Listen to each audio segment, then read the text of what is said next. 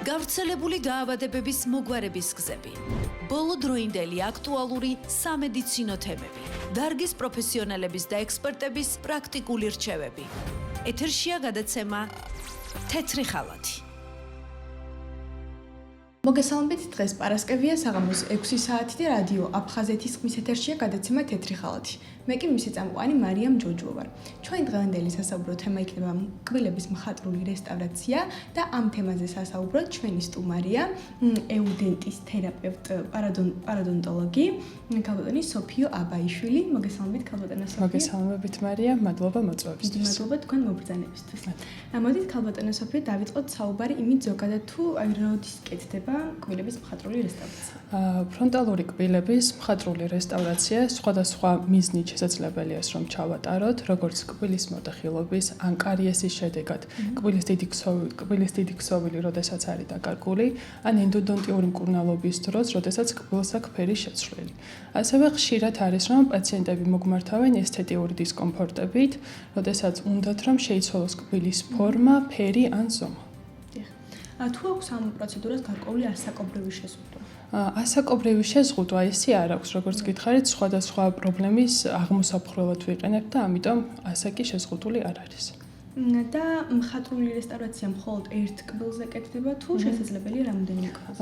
დამოკიდებული არის თვითონ кейსზე და ასევე პაციენტის მოთხოვნაზე. შესაძლებელია რომ მხოლოდ ერთ კბილზე ჩატარდეს მხატვრული რესტავრაცია ან ღიმილის ხაზში მდგომ კბილებზე მოხდეს მხატვრული რესტავრაცია. რა შემთხვევაში უვრჩევთ პაციენტს რომ თერაპიულ მკურნალობას, ორთოპედიული მკურნალობას ჯობს?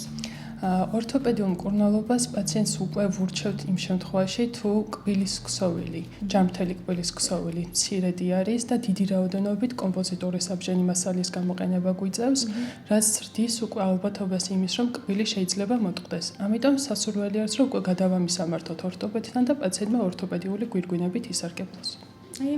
აი ამ თერაპიული რესტავრაციის შემთხვევაში და კბილების გათეთრების შემთხვევაში არის თუ არა რაიმე სირთულეები და რა სირთულეებს აწყდებით ამ დროს? თერაპიული რესტავრაციები და თუნდაც ორთოპედიული კონსტრუქციებს, როდესაც ვიყენებ და პაციენტი სარგებლობს გათეთრებებით, ეს იქნება საოფისე გათეთრება თუ სახლის გათეთრება, აუცილებელია იცოდეს, რომ ეს კონსტრუქციები ან რესტავრაციები ფერს არ შეიცვლიან. ანუ გათეთრდება მხოლოდ მისი ჯანმრთელი ქსოვილი და დანარჩენი ყველაფერი დარჩება ისევ ის ფერი.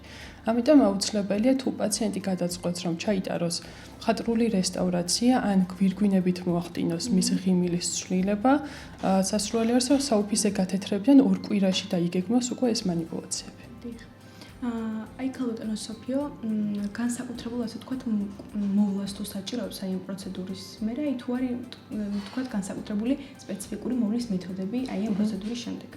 თერაპიულად, როდესაც ხდება რესტავრაციების ჩატარება, სასურველი არის, რომ პროცედურის დღეს, ანუ ფერადი და პიგმენტური საკვების მიღებისგან თავი შეიკავოს და ასევე სასურველი არის და რეკომენდაციას ყოველთვის ჩვენ ვაძლევთ, რომ მყარი საკვების კვეჩვისგან მაინც თავი შეიკავოს, რომ არ მოხდეს რესტავრირებული კბილის დაზიანება.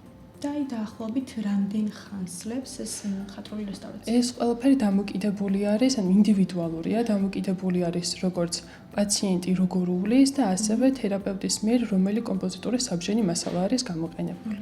ესე უშუალოდ დროს ვერ გეტყვით. და ტკივილს რაც შეეხება აი ამ პროცედურას ახლავს თუ არა თან ტკივილი თუ მარტივი პროცედურა? მარტივი პროცედურა არის. ტარდება ადგილობრივი ანესთეზიის ქვეშ, მცირედად ხდება ქსოვილების დაპრეპარირება, მოშორება, ესე რა ვთქვათ და უკვე შრეობრივად ხდება მისი აღდგენა სხვადასხვა კომპოზიტური საბჯენი მასალით, როგორც შესაძლებელია სხვადასხვა ფერის ბჯენები გამოვიყენოთ. და შეიძლება თუ არა ეს რესტავრირებული კბილი, ასე ვთქვათ, თავიდან გაფუჭდეს.